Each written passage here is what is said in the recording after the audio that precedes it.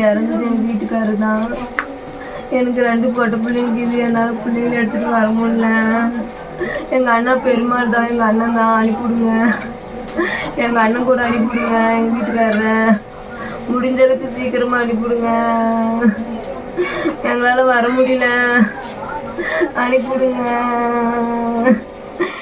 கணவரின் மரண செய்தி அறிந்து 2 பெண் குழந்தைகளை வைத்துக்கொண்டு எப்படியாவது கணவரை இங்கே கொண்டு வந்து விடுங்கள் என்று மனைவி பதறும் சோக காட்சிகள்தான் இவை. அனுப்பிவிடுங்க, எங்க அண்ணா கூட அனுப்பிவிடுங்க.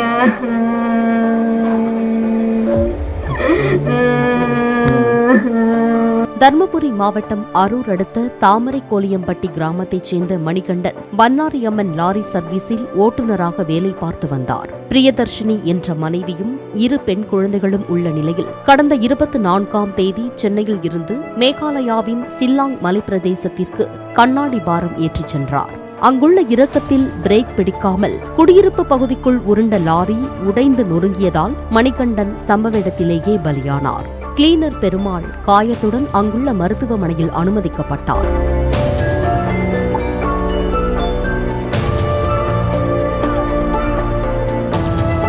வீடுகள் சேதமடைந்ததால் அங்குள்ள மக்கள் ஓட்டுநரின் சடலத்தை எடுக்க விடவில்லை.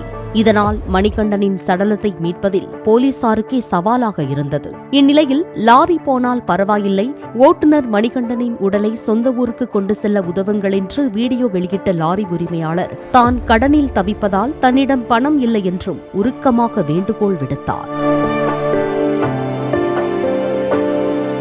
மேகாலயா ஷிலாங்கில் என் வண்டி கொண்டு போய் டிரைவர் அப்செட் ஆகிடுச்சு, பிரேக் டவுன் ஆகிடுச்சின்னு சொல்லி நைட்டு தான் அனுப்பிச்சுட்டேன். காலையில் ஃபோன் போட்டு ஆள் அவுட்டுன்னு சொன்னாங்க. என்னால் இப்போ ரொம்ப கடத்தில் இருக்கிறேன். என்னால் அந்த பாடி கொண்டு போய் சேர்த்தனா போதும், எனக்கு வண்டி வேணாம், எனக்கு அந்த பாடி கொண்டு போய் சேர்த்தனா எனக்கு போதும். நானும் டிரைவர் தான், எனக்கு ஹெல்ப் யாருன்னா பண்ணுங்கள். என்னால் முடியல, என்ன பண்ணுறது தெரியல, எல்லாம் சொல்கிறதும் தெரியல.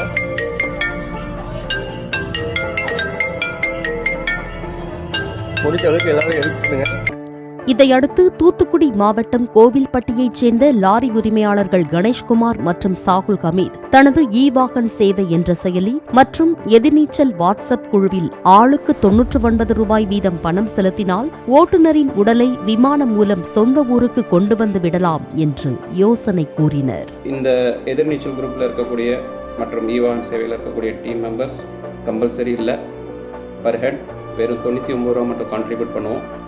ஸோ 99 ரூபா நம்மளோட ஒரு பெரிய செலவு இல்லை அப்படிங்கிறது என்னோடய பாயிண்ட் ஆஃப் வியூ. விருப்பம் உள்ளவங்க கியூஆர் கோடில் வெறும் 99 ரூபா மட்டும் கான்ட்ரிபியூட் பண்ணுங்கள். ஆல்ரெடி அங்கே ப்ராசஸ் நடந்துகிட்ருக்கு ஒர்க்கு.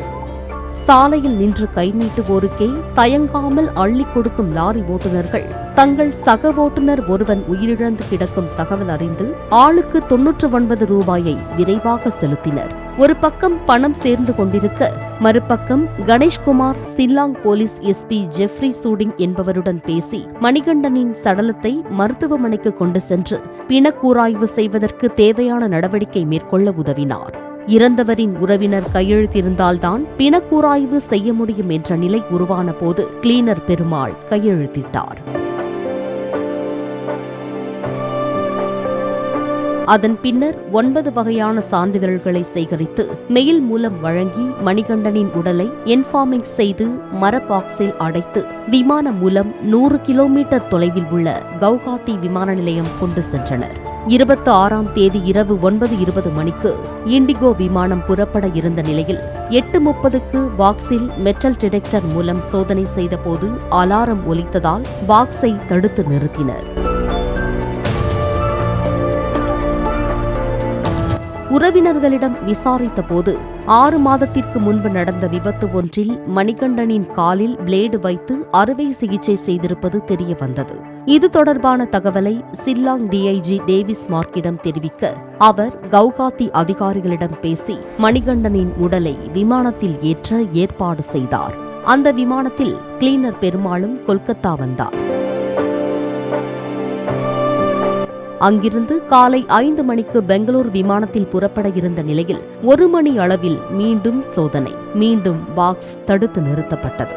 மதுரையைச் சேர்ந்த ஹரி என்பவர் இண்டிகோ நிறுவன அதிகாரிகளிடம் நிலைமையை எடுத்துச் சொல்லி அங்கிருந்து உடல் பெங்களூரு வந்து சேர உதவினார். அங்கிருந்து இ-வாகன் சேவை உறுப்பினர் சிவாஜிராவ் ஆம்புலன்ஸ் மூலம் கொண்டு சென்று பிரியதர்ஷினியிடம் மணிகண்டனின் உடலை ஒப்படைத்தார்.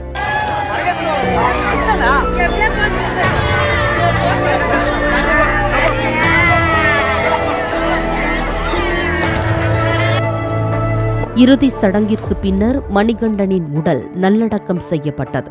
முன்னாள் ராணுவ அதிகாரியின் மகனான கணேஷ்குமாருக்கு தமிழ், ஹிந்தி, ஆங்கிலம், தெலுங்கு உள்ளிட்ட மொழிகள் அத்துப்படி என்பதால் லாரி உரிமையாளர்கள் மற்றும் ஓட்டுநர்களின் பிரச்சனையை வெளிமாநில அதிகாரிகளுடன் எடுத்து கூறி தனது குழுவினருடன் சேர்ந்து மனிதநேயத்துடன் உதவிக்கரம் நீட்டி வருகிறார். முன்னதாக உடல் கூராய்வை விரைந்து முடித்து தருவதாக 3000 ரூபாய் பணம் பெற்ற சில்லாங் உதவி ஆய்வாளர் ஒருவர் இவர்களின் உதவும் குணத்தை பார்த்து நெகிழ்ந்து போய் மீண்டும் கணேஷ்குமாருக்கே பணத்தை திருப்பி அனுப்பியது குறிப்பிடத்தக்கது.